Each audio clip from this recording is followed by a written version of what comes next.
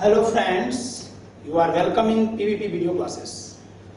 I am Pankaj Kumar Tripathi,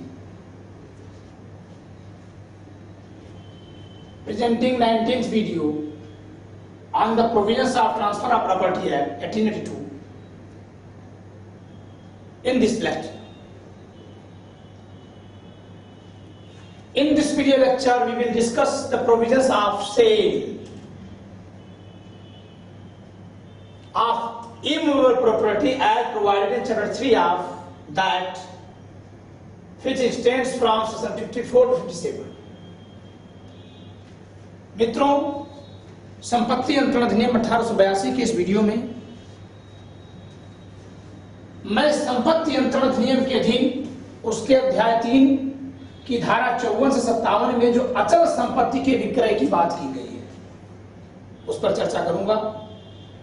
लेकिन इससे पहले मैं आपको बता दूं, I would like to communicate you, to inform you that sale of movable property are subject matter of sale of goods act 1930 which is called as SOGA generally. मैं आपको बता दूं कि चल संपत्ति का विक्रय संपत्ति अंतरण अधिनियम से शासित नहीं होता। यह माल विक्रय अधिनियम 1930 से शासित होता है, which was earlier before enactment of Sale of Goods Act 1930, part of Indian Contract Act 1872 as chapter 7 of the act, जो इस अधिनियम के बनने से पहले भारतीय संविधान अधिनियम 1872 के अध्याय 7 में था। उसको रिपील किया गया। अध्याय 7 को Chapter 7 of Indian Contract Act 1872 was repealed, had been repealed in 1930, which dealt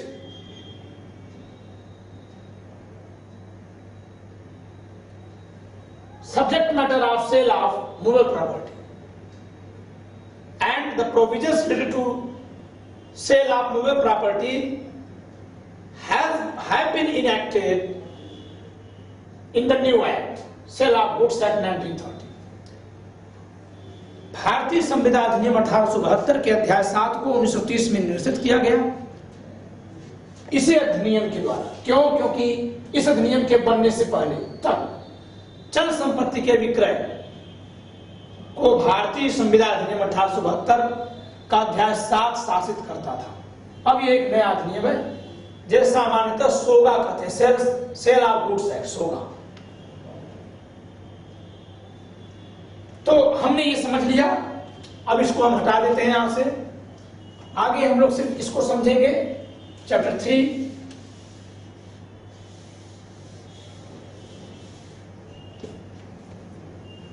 3 of transfer of property act deals sale of immovable property.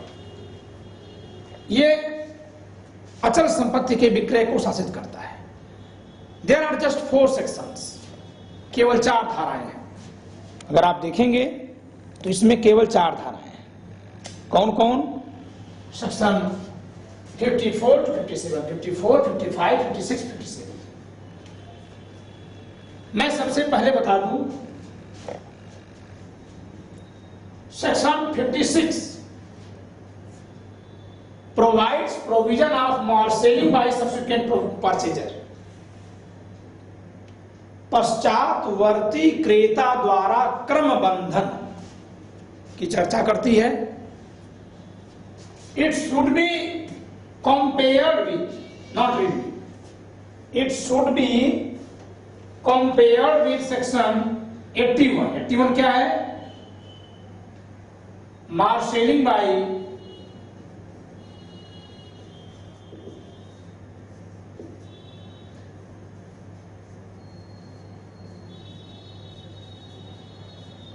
subsequent mortgagee,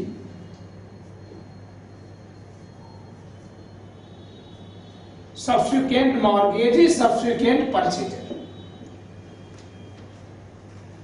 पश्चातवर्ती क्रेता द्वारा क्रमबंधन, धारा 56 पश्चातवर्ती बंधकदार द्वारा क्रम बंधन, धारा 81। क्रम बंधन क्या है, ये मैं जब आपको सेक्शन 81 पढ़ाऊंगा तो बताऊंगा। What is the meaning of marshalling, how it is practically utilised,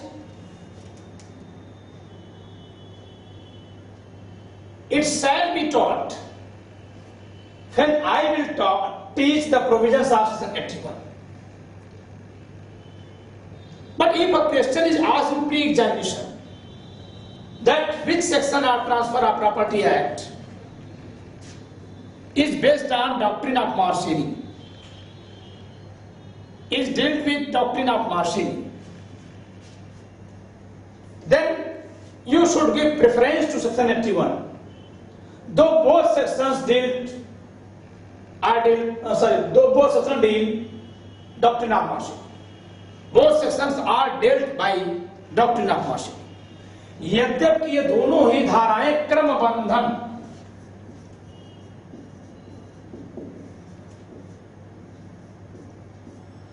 marshalling मतलब क्रमबंधन, ये दोनों ही धाराएं क्रमबंधन के सिद्धांत पर आधारित है, धारा 56 और धारा 81। एक पश्चातवर्ती क्रेता द्वारा क्रम बंधन, एक पश्चातवर्ती बंधकदार द्वारा क्रम बंधन। लेकिन यदि ये दोनों ही धाराएं प्री के ऑप्शन में आ जाए, ए बी सी डी में, और ये हो जाए कि कौन सी एक धारा क्रम बंधन से के सिद्धांत से संबंधित है, ऑप्शन में दोनों अलग अलग हो, 56 और 81 अलग अलग हो, तो आप 81 को चूज करिएगा, because 81 is more famous on topic of on point of doctrine of marshalling in comparison to section 56। क्योंकि धारा 81 क्रम बंधन के सिद्धांत पर धारा 56 की तुलना में ज्यादा प्रभावी है, ज्यादा महत्वपूर्ण है। तो मैं धारा 56 को तब पढ़ाऊंगा जब धारा 81 पढ़ाऊंगा। अगर आपको अभी ये समझना होगा तो धारा 81 की वीडियो जो बताई जाएगी वहां से देख लीजिएगा। नाउ कम ऑन सेक्शन 57,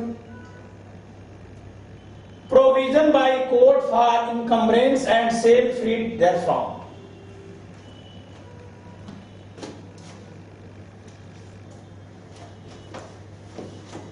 धारा 57 वास्तव में भार के साथ पढ़ी जाएगी। हमने नीचे लिखा है read with provisions of charges. ये कहां से पढ़ी जाएगी? ये भार के प्रावधानों के साथ पढ़ी जाएगी। धारा 57 विलंगमों और उनसे मुक्त विक्रय के लिए न्यायालय द्वारा उपबंध। तो मैं बता दे रहा हूं कि section 57 shall be teach bye me with provisions of charges, section 100 to 104। धारा 100 से 104 जब मैं पढ़ाऊंगा तब बताऊंगा। Now come on section 55, which provides rights and liabilities of buyer and seller। धारा 55 जो है वो बायर और सेलर, क्रेता विक्रेता दोनों के अधिकार और कर्तव्य की बात करती है। इस मामले में मैं बता दूं कि इस धारा को कुछ पढ़ाने की जरूरत नहीं है। Okay, you have to read the provisions of section 55 by a chart.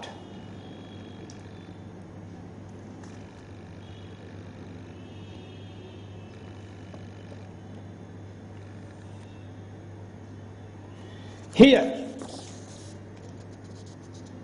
rights and liability of buyer and seller. The obligation imposed by this section are in the nature of statutory obligation expert para 2, and they cannot be said to be implied covenants. One should discuss the rights and liabilities of the seller and buyer in two parts, before completion of the sale and after completion of the sale। इनको आप दो हिस्सों में पढ़ सकते हैं। इनकी liabilities और राइट्स, अधिकार विक्रय होने से पहले before completion of the sale, sellers liabilities, buyers liabilities.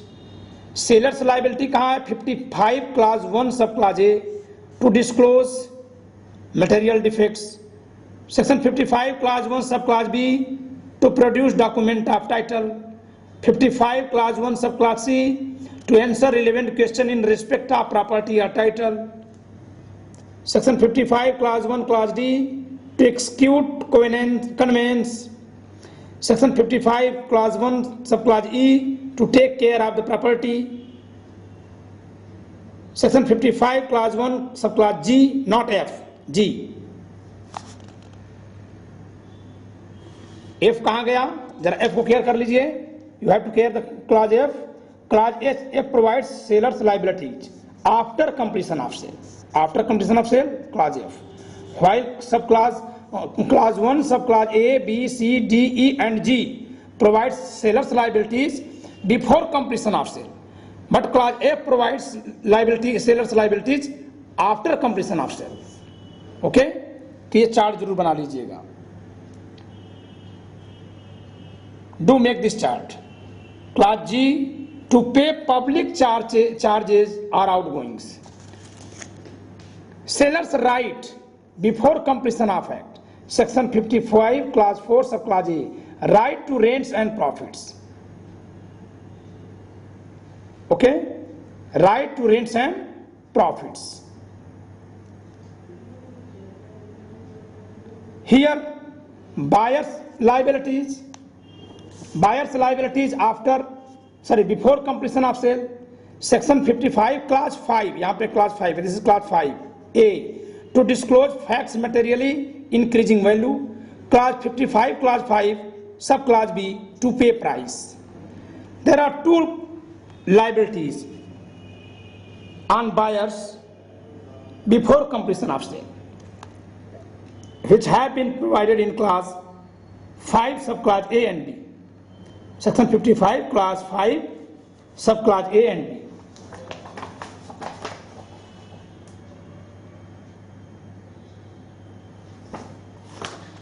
Section 55 A and B, buyer's liabilities before completion of the sale. Buyer's right before completion of sale, section 55 6 clause B, charge for price prepaid. Charge for price prepaid, जो पहले ही पैसा दे दिया उस पे भार। After completion of sale, sellers liabilities, sellers right. Sellers liability have been provided in section 55 clause 1 sub clause F to give possession, 55 clause 2 implied covenant of our title, 55 क्लॉज 3 to deliver document of title on receipt of price. Seller's right, section 55 clause 4B,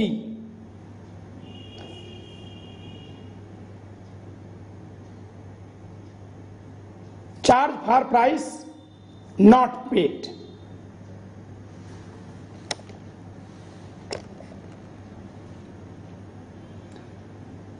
Buyer's liability 55 clause 5C, to bear loss to the property when the title has passed. Section 55 clause 5 subclause D, to pay public charge or outgoing. Buyer's right, section 55 clause 6 subclause A, not 6 clause 4 A, benefit of improvements. तो इस तरह से आपने देख लिया इतनी सारी बातें. You have seen all the kinds of rights. Okay, what they have, आपने देख लिया ये राइट्स उनके पास होते हैं, ये लायबिलिटीज होती हैं. You have to make a chart like that. आपको ऐसा एक चार्ट बनाना होगा. So buyer's right after completion of sale provided in section 55 clause 6 of clause A. while buyer's right before completion of sale provided in section 55 clause 6 subclause B. It means you can make a chart like this: rights and liabilities of sellers and buyers, of sellers rights and duties provided in section 55 clause 1, 2 and 3. Seller's rights has been provided in section 55 clause 4. So clause 1 to 4 are related to liabilities, duties and rights of sellers, while section 55 clause 5 and clause 6 are related to buyer's liabilities and rights. Section 55 clause 5 related to buyer's liabilities, while section 55 clause 6 related to buyer's right. So you will be able to understand and read the meaning of provisions of section 55 by way of this chart. Okay. Now for Hindi medium students, Hindi माध्यम की विद्यार्थी भी आप इस chart से समझ सकते हैं। धारा 55 विक्रेता और क्रेता के अधिकार और दायित्व। इस चार्ट को बना लीजिएगा। विक्रेता का दायित्व और कर्तव्य धारा 55 1, 2, 3, विक्रेता का अधिकार धारा 55 4, क्रेता का दायित्व धारा 55 5, क्रेता का अधिकार धारा 55 6। फिर हमने इसको इस तरह से लिखा है विक्रय पूर्व दायित्व। विक्रय पूर्व विक्रेता के दायित्व धारा 55 1। 55 1 में खंड A B C D E और जी, एफ नहीं है। एफ कहां है? विक्रय पश्चात दायित्व में। देखिए विक्रय पश्चात दायित्व में एफ है।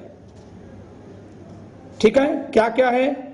सारवान कमियों को प्रकट करना, क्रेता द्वारा मांगे जाने पर हक विलेखों को प्रस्तुत करना, हक संबंधित प्रश्नों का उत्तर देना, विक्रय विलेख निष्पादित करना, विक्रय की संविदा होने के बाद विक्रय होने तक संपत्ति एवं दस्तावेज सावधानी से रखना, सभी विलंगमों को चुकाना।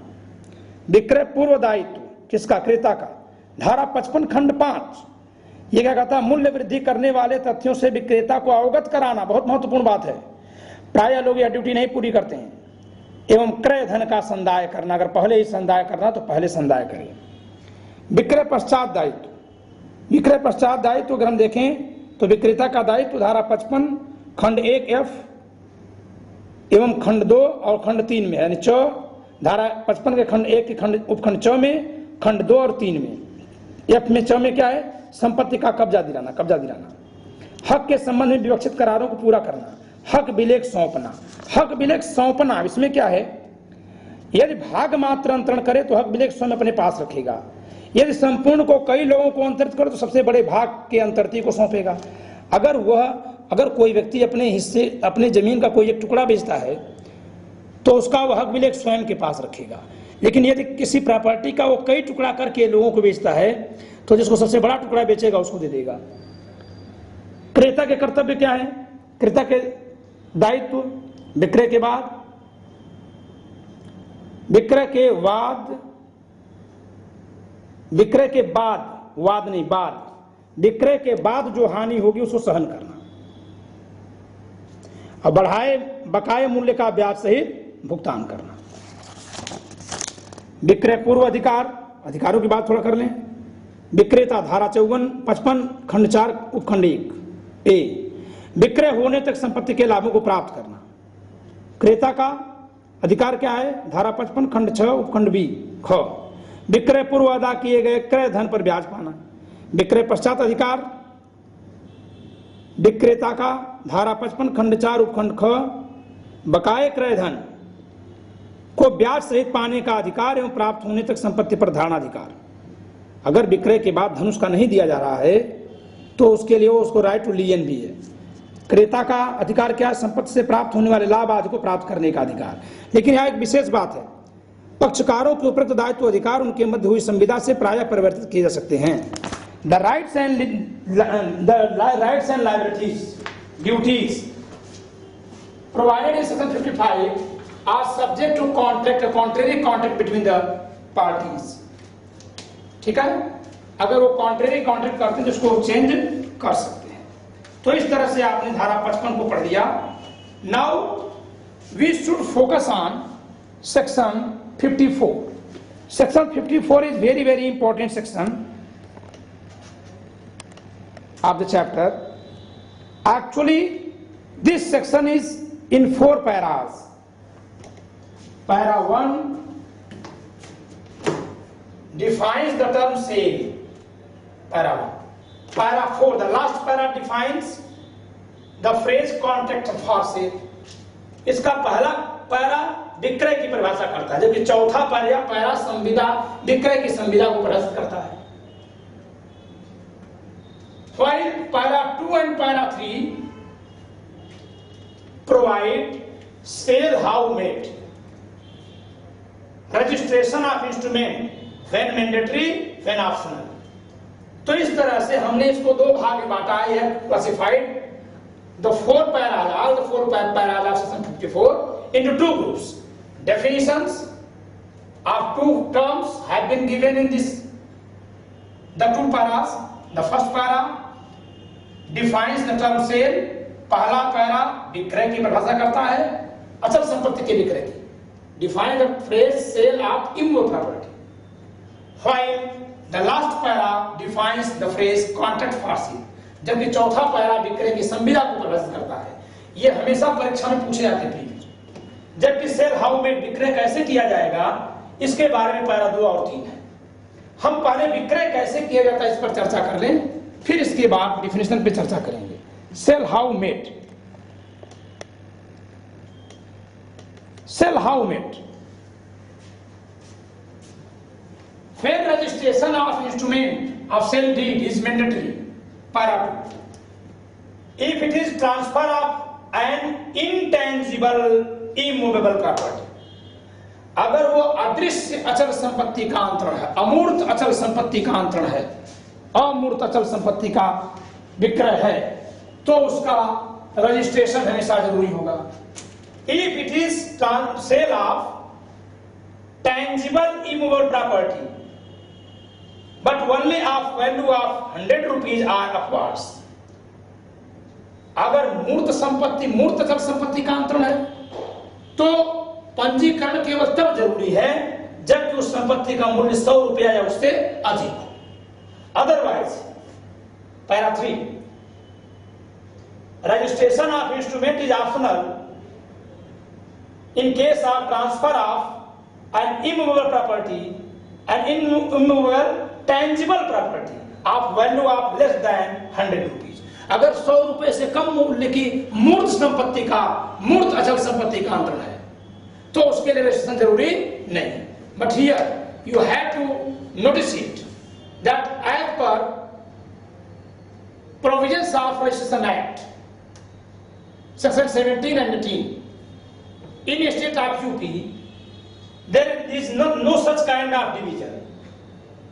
in case of sale of any immovable property of whatever value, registration is mandatory।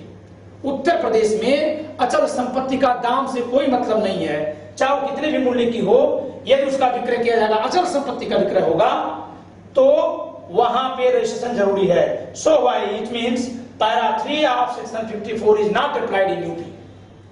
It has been repealed in state of UP. Uttar Pradesh में लागू नहीं है। As per effect of provisions, effect of amendment made by state legislature of Uttar Pradesh in section 17 and section 18 of the Registration Act 1908, para 3 is actually not enforceable in the state of UP। Uttar Pradesh के राज्य क्षेत्र में धारा 54 का para 3 इसलिए लागू नहीं है क्योंकि उत्तर प्रदेश राज्य विधानमंडल ने रजिस्ट्रेशन एक्ट 1908 की धारा 17 और 18 को संशोधित कर दिया है। तो आप इसको समझिएगा। और तीसरी बात क्या है, इन केस ऑफ रिवर्जन, उत्तर भोगी पक्ष के अंतरण में, उत्तर भोगी क्या है, A sells his property in favour of B for only life time and then after in favour of C. So the transfer in favour of C must be by way of registration। C के पक्ष में जो अंतरण और registered digit से ही होना चाहिए, that is called of reversion, उत्तर को। तो इस तरह से आपने इसको समझ लिया कि कब इसका रजिस्टर्ड होना जरूरी है और कब जरूरी नहीं। जब जरूरी नहीं तो कैसे होगा, या तो रजिस्ट्रेशन डीड से करिए or by delivery of property, ठीक है। तो यहां पर आप एक बार ब्रेड को भी देख लीजिए।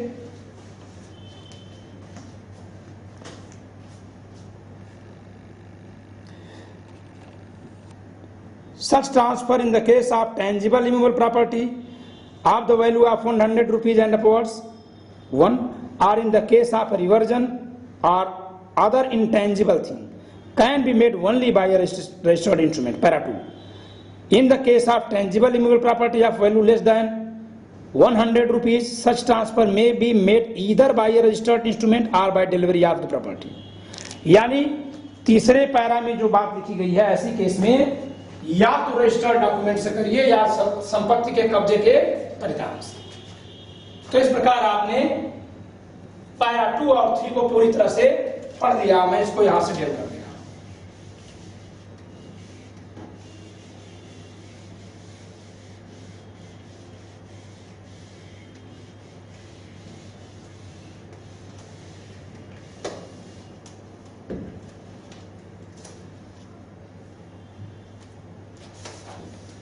Now we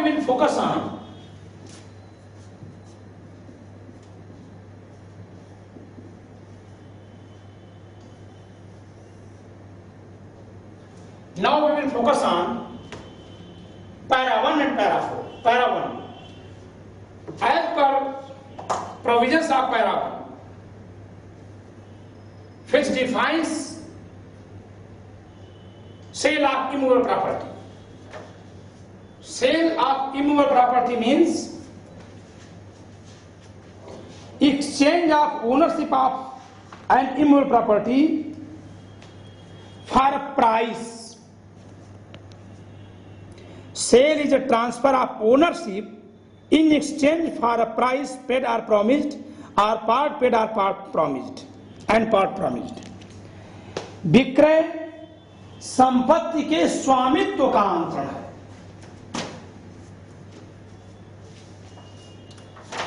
मूल्य के बदले with consideration in form of price. Here 2 things is to be discussed. What is meaning of ownership and what is the meaning of price? Ownership का अर्थ क्या है और price का अर्थ क्या है? It is a transfer of ownership with consideration in form of price. It is either paid or promised to be paid or partly paid and partly promised to be paid. पूरा या तो विक्रय का मूल्य दे दिया पहले से या देगा अभी, या कुछ दे दिया और कुछ बाकी, वैसा हो सकता है। So actually there is 2 basic element.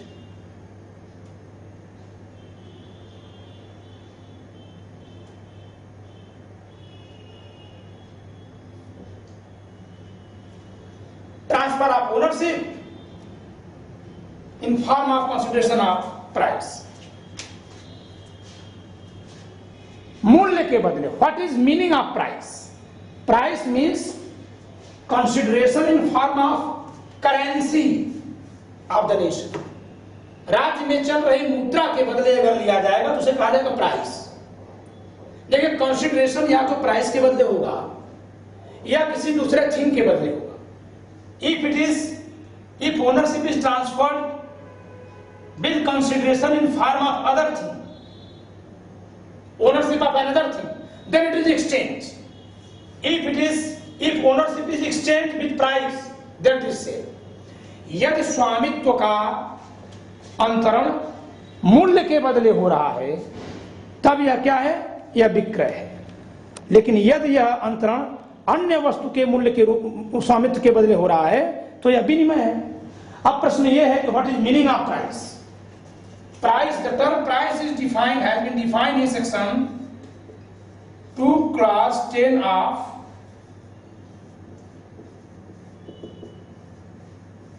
(1930).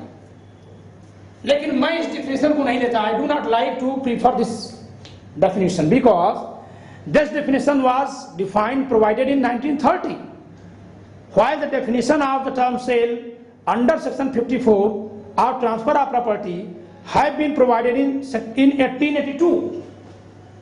So the term price has been used before the definition provided in section 210 of Sale of Goods Act. But actually, what the definition has been given in section 2 clause 10 in the Sale of Goods Act 1930, that is the real definition of, that is the universal definition of term price. So it should be utilized here. ठीक है? यद्यपि मूल्य की परिभाषा जो धारा 2 उपखंड 10 माल विक्रय अधिनियम 1930 में की गई है, वह यह उधार के तौर पर नहीं ली जानी चाहिए। मैं इससे सहमत नहीं होता हूं। क्यों? क्योंकि संपत्ति अंतरण अधिनियम की धारा 54 में जो मूल्य शब्द है वो 1882 में लिखा गया, जबकि माल विक्रय अधिनियम में की धारा 210 में जो परिभाषा की गई 1930 में लिखी गई। तो इसका मतलब है कि मूल्य शब्द की कोई परिभाषा पहले से ही चली आ रही है। लेकिन अगर इसे उधार के तौर पे लिया भी जाए तो कुछ गलत नहीं है। क्यों? क्योंकि ये जो परिभाषा है वो एक्सक्लूसिव नेचर की है। ठीक है? संपत्ति माल विक्रय अधिनियम की धारा 210 में जो मूल्य शब्द की परिभाषा है वह विस्तृत है, जिसके अनुसार मूल्य से तात्पर्य है प्रचलित मुद्रा में प्रतिफल। Okay? Then the second term is to be discussed here, that is ownership. What is ownership? In a property, there may be several interests, and no one can count all the interests vested in a property.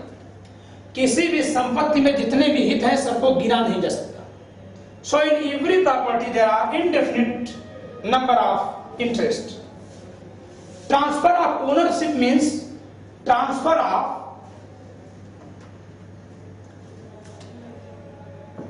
indefinite interest, the rest interest. Consider there is a house, the building, ये ए का एक घर है। A first transfers in favour of B a lease. B को इसने 10 साल के lease दे दिया, 10 years। Even who is owner of the house? A. Why? Because only a specific interest has been transferred in favor of B. But unlimited remain interest is in favor of, is vested in, is already in A.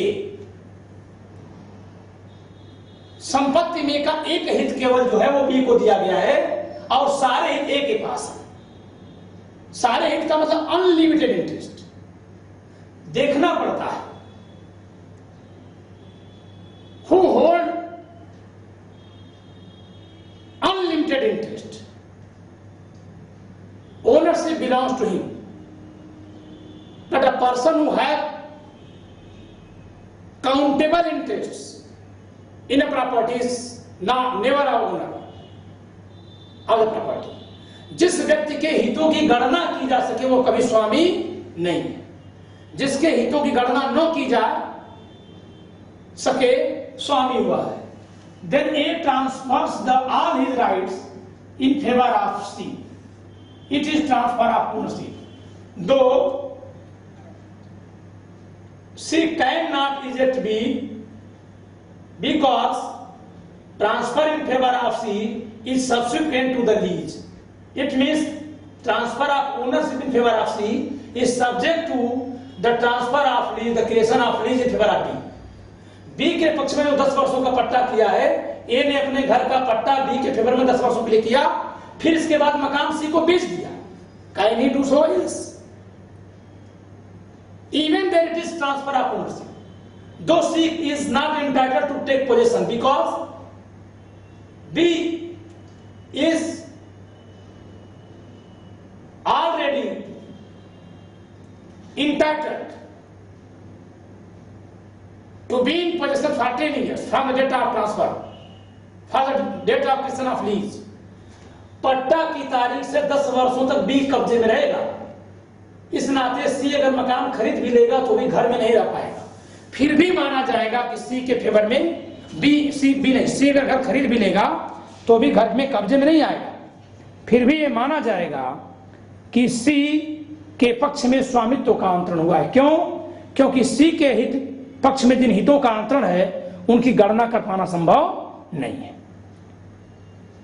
The other things are, the other essential elements are, so we discussed here, because it is a transfer, so there must be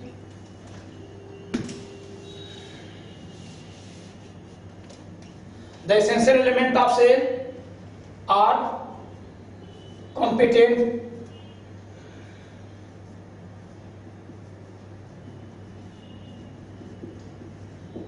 parties must be competent to transfer and to get transfer। ठीक है, seller और buyer की competency होनी चाहिए। दूसरा sorry the second thing is property must be transferable.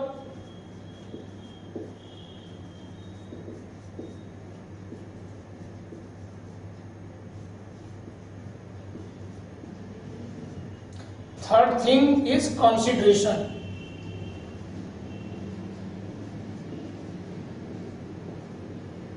In form of price। ये तीन चीजें हैं, competency of parties,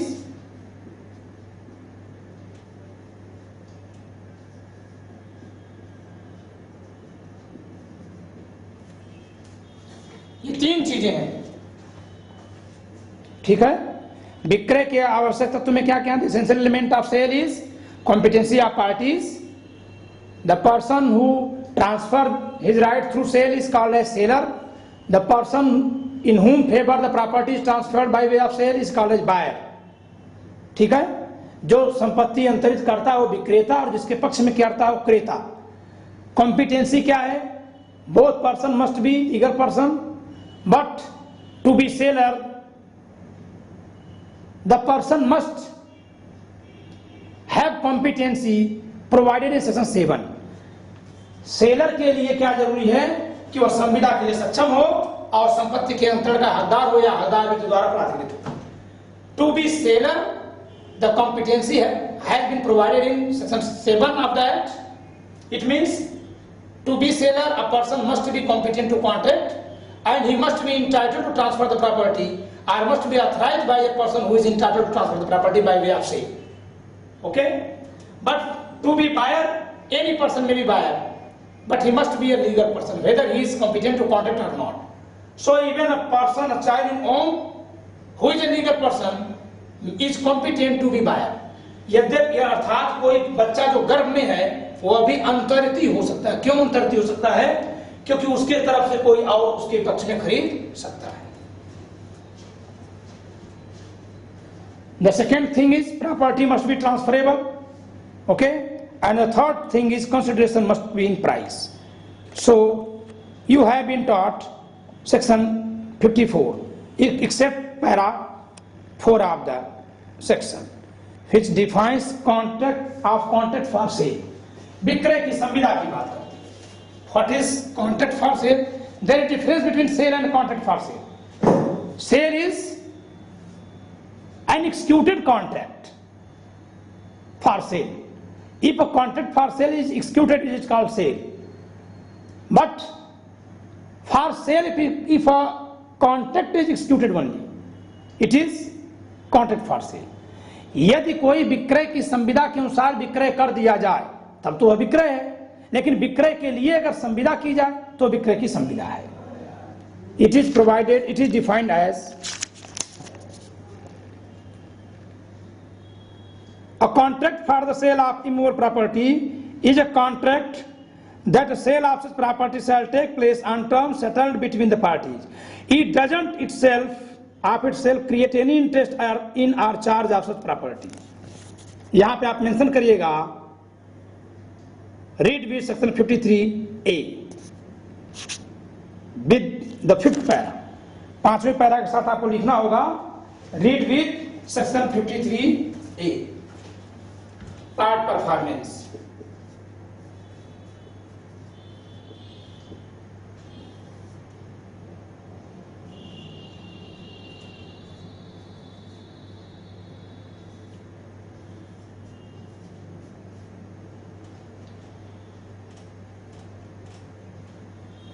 para 5 of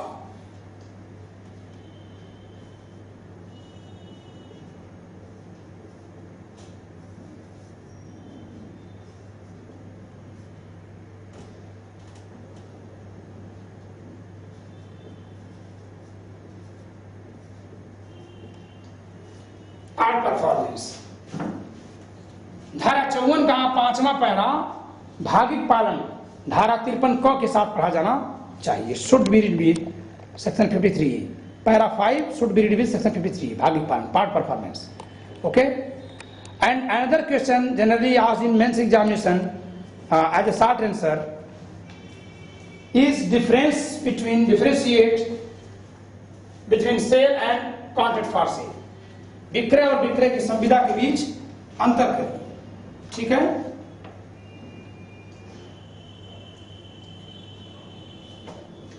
तो यह अंतर कोई बहुत महत्वपूर्ण नहीं है, ठीक है। विक्रय की संविदा और विक्रय में अंतर को आप इस तरह से देख सकते हैं कि विक्रय की संविदा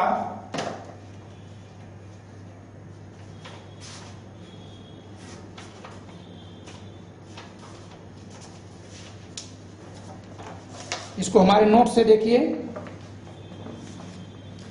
difference between sale and contract for sale, sale and contract for sale, विक्रय और विक्रय की संविदा में अंतर। विक्रय क्या लिखा हुआ है, विक्रय विक्रय की संविदा को पूर्णता प्रदान करता है। Sale is an enforcement of sale of contract file, जबकि विक्रय की संविदा यह विक्रय का पूर्ववर्ती संव्यवहार है जो केवल विक्रय की शर्तों को निर्धारित करता है। Sale of contract for sale is a previous transaction, a previous agreement between the parties of sale which determines the conditions on which the sale is to be made, ठीक है, जिन पर विक्रय किया जाना है केवल उसकी शर्तें निर्धारित करती हैं। यह निष्पादित संविदा है। विक्रय sale is an executed contract, विक्रय की संविदा निष्पादनीय विक्रय है। Sale for contract is an executable sale. विक्रय क्या है, तीसरा, विक्रय द्वारा विक्रेता पर संपत्ति एवं क्रेता पर मूल्य अंतरण का भार आ जाता है।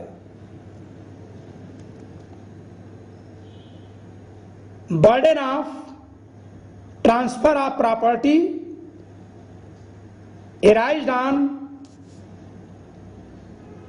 Seller and pay of price charged on buyer by after sale while there is no such charge arised, no such burden arised in case of sale of contract, ऐसा कोई भार नहीं आता।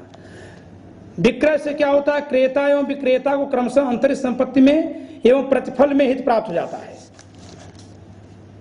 Buyer and seller respectively get interest in the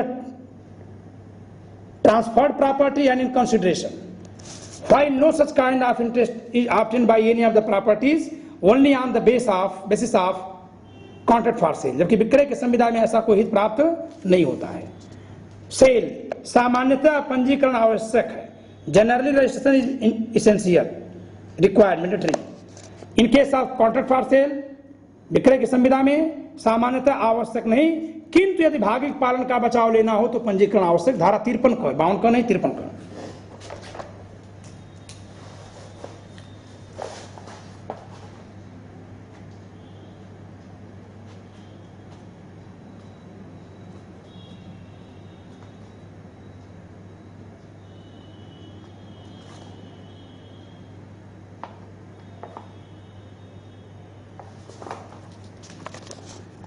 Generally, no registration is required for contract for sale, but if transferee has to obtain benefit of doctrine of part performance, then registration is essential under section 53A। Okay, तो इस तरीके से आपने विक्रय से संबंधित सभी धाराओं को, सभी बातों को आसानी से पढ़ लिया, समझ लिया।